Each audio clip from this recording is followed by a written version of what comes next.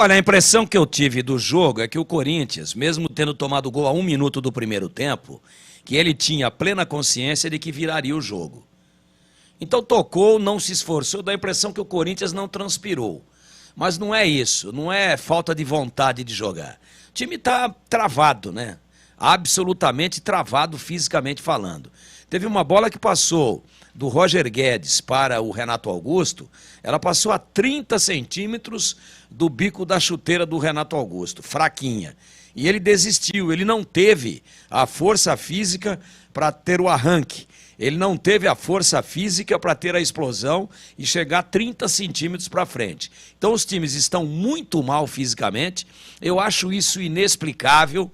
Eu acho isso algo ridículo, porque todo mundo reclama que nunca há tempo para pré-temporada. E esse ano, como a Copa do Mundo foi no final do ano, as férias foram antecipadas. E aí todo mundo se apresentou mais cedo. E teve praticamente todo mundo, 30 dias de pré-temporada. E está todo mundo travado, morto. Absolutamente sem mobilidade em campo. Então o Corinthians, com mais de 40 mil pessoas, porque 39 mil e pancada, né? 39.216 são os pagantes, mas tem os não pagantes.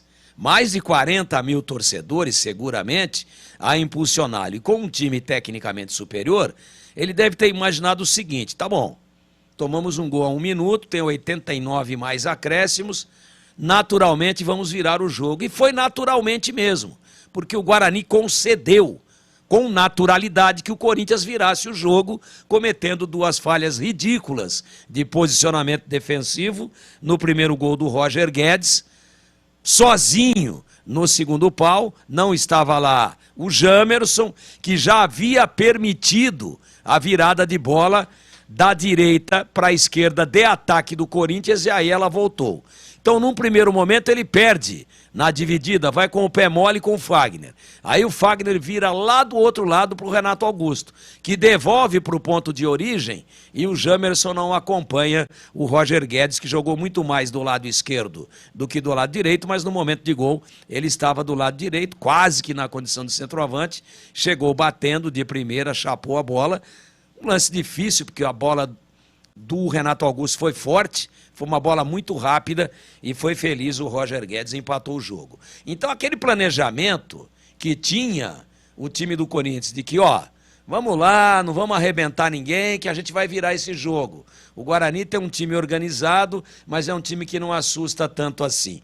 Eu acho que a cabeça dos corintianos pensava exatamente desta maneira. E aí vem o segundo tempo e o Corinthians, sem meter pressão, sem meter velocidade, sem meter intensidade, porque não tinha pernas para isso, vai lá, a 6 minutos, e encontra o segundo gol. Aí é uma situação pior ainda, porque o Guarani é permissivo no momento em que a bola é alçada dentro da grande área, e aí quem vai disputar a bola com o Yuri Alberto, que é um jogador muito forte, de boa impulsão e alto, quem vai disputar a bola com ele é o 12 do Guarani, o Alan Santos, que chega sem convicção. O que fez o Yuri Alberto? Conseguiu cabecear para o gol? Não, absolutamente não. Mas ele dá uma casquinha e desvia essa bola para o segundo pau com relação ao ponto de onde veio o cruzamento.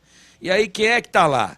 O ex-atleta Fábio Santos, que tem muita qualidade técnica, mas não tem mais intensidade nenhuma. E aí? Onde é que está o senhor Diogo Matheus? Onde é que está um dos volantes? Já que era o setor esquerdo de defesa, segundo pau, o cruzamento veio do lado direito. Sozinho, o Fábio Santos chega, se abaixa e dá uma testadinha básica, jogando no contrapé do Kozlinski, que vinha correndo, desesperado do primeiro pau para o segundo, e o Fábio Santos cabeceia no contrapé, ou seja, no lado oposto para onde estava correndo o goleiro, e bota a bola na rede. E aí o que é que aconteceu? 2-1 para o Corinthians, apenas com 6 minutos do segundo tempo. O que nós imaginamos que fosse acontecer? Que o Corinthians fosse continuar com uma intensidade mediana para buscar o gol que liquidaria o jogo. Lê do engano. O Corinthians puxou as linhas para trás, ficou tocando a bola irritantemente, transformando o jogo num jogo feio, num jogo lento. Tanto é que o Bolis, nossa, esse jogo nesse ritmo, ele narraria mais 3 jogos. Ele faria 260 minutos, 270 para fazer a tabuada correta, a matemática, mais acréscimos. Ele narraria 300 minutos desse jogo aí. Foi um jogo lento. Fábio Augusto, Renato Augusto, Roger Guedes, Yuri Alberto, devolve, bola com Duqueiroz, Duqueiroz para Bruno Mendes para Renato Augusto. Narrou assim, parecia narração de televisão. E o Guarani, quando tinha a bola, também não ia para cima. Não ia para mostrar para o Corinthians, ó, intensidade é isso daqui. Sabe por quê? Porque também não tinha pernas, porque também não tinha convicção. Então foi um jogo chato pra caramba, onde o Corinthians virou a 6 minutos do segundo tempo, parece que com a sensação clara de que viraria no momento em que bem entendesse, ou pelo menos que viraria naturalmente. E foi isso mesmo que aconteceu. Ele se aproveitou das falhas defensivas de posicionamento da equipe do Guarani, virou o jogo e depois administrou. O que é que o Guarani teve a seu favor? Uma jogada intensa, uma jogada de grande área, uma jogada de perigo na cabeçada do Gênison, que o Cássio, todo desajeitado, uma cabeçada sem ângulo, a bola pegou uma curva diferente, uma trajetória diferente, o Cássio neutralizou, deu rebote, ficou ali um perereco e tal, e depois a defesa do Corinthians tirou. Nada mais do que isso. Para dizer, não, o Guarani pressionou. Uma cabeçadinha aí do Gênison no final da partida, bom cruzamento do Diogo Matheus, o Gênison vai no tempo certo, ganha da zaga do Corinthians, mas joga em cima do Cássio. Uma bola recuada.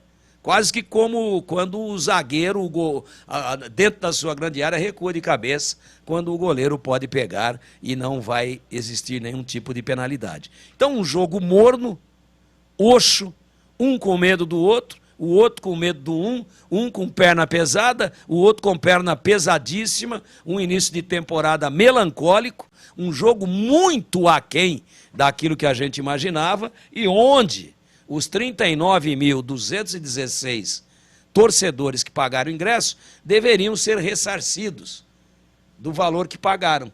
Deveria ter o direito de voltar à bilheteria e pegar a grana, o cascaio de volta, porque nós não tivemos futebol.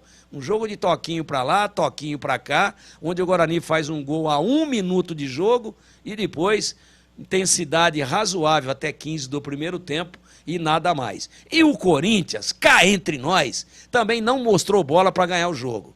Esse jogo aí, ó, para ser bem honesto com os senhores, se eu tivesse que mexer no placar para expressar com fidelidade o que é que foi o movimento geral de ações, eu tiraria os 3 gols do placar e deixaria em 0-0. É o que eles mereceram. Jogo chato, como diria o saudoso e inesquecível Walter Abrão.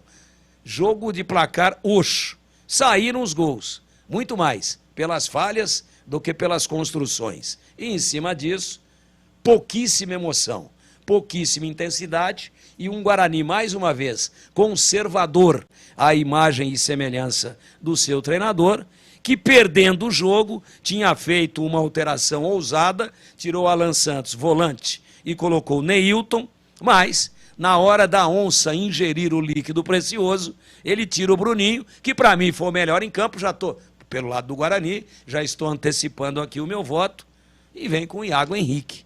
E aí eu falei, uai, ele tinha deixado mais ofensivo, mais aberto, tirou um dos volantes, soltou teoricamente um pouco mais o time, tinha Rafael na esquerda, tinha o Gênison centralizado, né?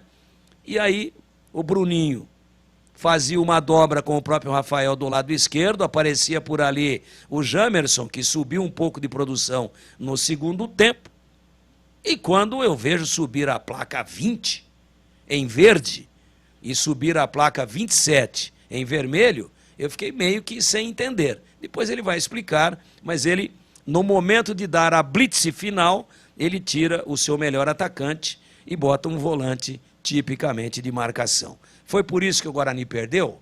Claro que não, claro que não. O Guarani perdeu porque fez um gol, teve pouco tempo a mais de intensidade e depois aceitou passivamente um toque de bola improdutivo do Corinthians. O Guarani mais assistiu do que jogou. E cá entre nós, O Corinthians, quando perdia a bola, também assistia. Sabe por que assistia? Porque não precisava dar o bote. O Guarani não precisava muito dar o bote no Corinthians, porque o Corinthians tocava lá atrás, sem produtividade e sem profundidade nenhuma. E o Guarani fazia a mesma coisa. Para mim, um jogo frustrante, onde, se nós tivéssemos, e não existe justiça no futebol, mas se nós tivéssemos que colocar algo de justiça ou de fidelidade para mostrar com um pouco mais de clareza para quem não viu o jogo e só viu o placar, eu acho que seria um jogo minimamente para empate, porque ninguém jogou, mas empate de 0-0, porque ninguém jogou rigorosamente nada.